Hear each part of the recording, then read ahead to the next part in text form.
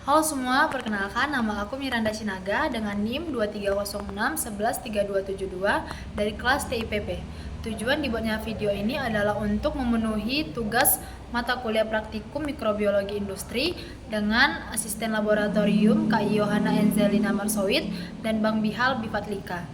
Nonton. Baiklah teman-teman semua, kali ini kita akan mengetahui lebih dalam tentang mikroorganisme. Mikroorganisme itu merupakan makhluk hidup yang berukuran sangat kecil dan tidak bisa dilihat dengan mata telanjang. Sehingga untuk mengamati mikroorganisme diperlukan alat bantu berupa mikroskop. Nah, mikroorganisme juga sering disebut sebagai mikroba. Ada 5 klasifikasi mikroorganisme. Yang pertama adalah bakteri, kemudian ada jamur, ada kamir, protozoa, dan ada alga. Ciri-cirinya adalah bakteri sendiri tidak memiliki organel yang terikat pada membran. Kemudian bakteri juga merupakan uniseluler atau bersel satu.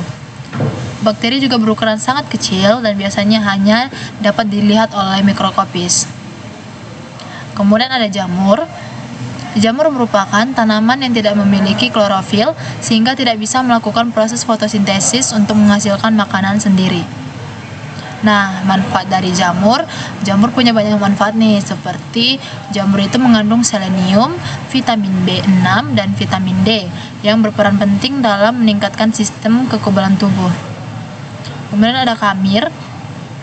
Kamir adalah kelompok mikroorganisme yang mudah dijumpai pada produk fermentasi, tanah, air, jaringan tanaman, daun, bunga, dan buah-buahan. Ciri-ciri pada kamir yaitu secara mikroskopis, kamir itu memiliki ciri-ciri berkoloni putih susu atau putih kekuningan, memiliki spora dan tidak berlendir. Kemudian ada protozoa. Protozoa adalah organisme bersel tunggal dengan makanan utama bahan organik. Ukurannya kecil dan hanya dilihat melalui mikroskop. Nah, protozoa itu juga memiliki peran penting, baik merugikan maupun menguntungkan di kehidupan manusia. Sebagian besar protista yang mirip tumbuhan alga itu menguntungkan, sebab dapat diolah menjadi makanan dan minuman, serta bahan campuran dalam industri. Sementara protista yang mirip protozoa dan jamur pada umumnya merugikan manusia. Selanjutnya ada alga. Alga adalah sekelompok organisme autotrof yang tidak memiliki organ dengan perbedaan fungsi yang nyata. Alga bahkan dapat dianggap tidak memiliki organ, seperti yang dimiliki tumbuhan seperti akar, batang, daun, dan sebagainya. Alga sendiri memiliki ciri-ciri umum, yaitu alga merupakan organisme eukariotik. Tubuhnya tersusun dari banyak sel, ada yang uniseluler, berbentuk benang atau pita, dan ada yang multiseluler atau berbentuk lembaran. Struktur tubuhnya berupa talus, yaitu suatu struktur yang belum dapat dibedakan dengan jelas antara akar, batang, dan daun. Nah, sekarang kita masuk ke manfaat dari mikroba. Yang pertama, mikroba itu dapat mengurai bahan organik. Dalam kondisi oksigen atau aerobik, penguraian menghasilkan H2 dan CO2 serta senyawa lain bisa berbentuk nutrisi. Jadi sebenarnya bakteri ini sendiri bisa sebagai salah satu cara untuk membersihkan sampah dari dunia, khususnya sampah organik. Karena keberadaan bakteri jenis saprofit ini sangat berperan dalam mineralisasi di alam, dan dengan cara ini bakteri membersihkan dunia dari sampah dan limbah organik. Nah, kedua, pigmen dari mikroba dapat dimanfaatkan untuk obat dan makanan. Salah satu produk atau salah satu contoh bakteri yang bisa menghasilkan makanan itu atau digunakan untuk menghasilkan makanan itu salah satunya adalah yogurt.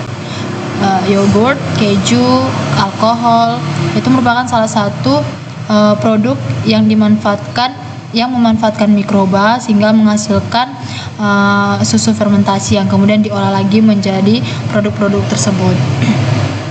Kemudian produksi bahan aktif seperti antibiotik, enzim, antiparasit, dan antioksidan. Dan ada juga sebagai bahan pembuatan vaksin dan protein bagi manusia. Jadi beberapa bakteri itu juga digunakan untuk membuat obat, vaksin, maupun antibiotik yang berguna atau berperan dalam memberikan stamina kepada tubuh manusia. Kemudian kita masuk ke dampak buruk dari mikroba. Tentunya mikroba sendiri itu mempunyai dampak buruk bagi kita, tubuh manusia maupun untuk lingkungan. Yang pertama itu penyakit. Tentunya yang kita ketahui, mikroba itu merupakan salah satu faktor utama dari banyaknya atau munculnya penyakit. Yang kedua adalah kerusakan produk. Nah, seperti yang kita ketahui juga, terkadang suatu produk itu rusak karena sudah terkontaminasi oleh bakteri. Terlebih jika produk tersebut bersentuhan langsung dengan benda-benda yang kotor. Yang ketiga juga merupakan kerusakan tanaman. Nah, beberapa bakteri, khususnya bakteri patogen, itu dapat hidup di dalam jaringan inang atau di sekitarnya. Nah, bakteri ini biasanya masuk ke dalam tanaman melalui luka atau dimasukkan oleh perantara tertentu dan menyebabkan penyakit pada tanaman itu tersendiri. Yang keempat adalah kerusakan karang.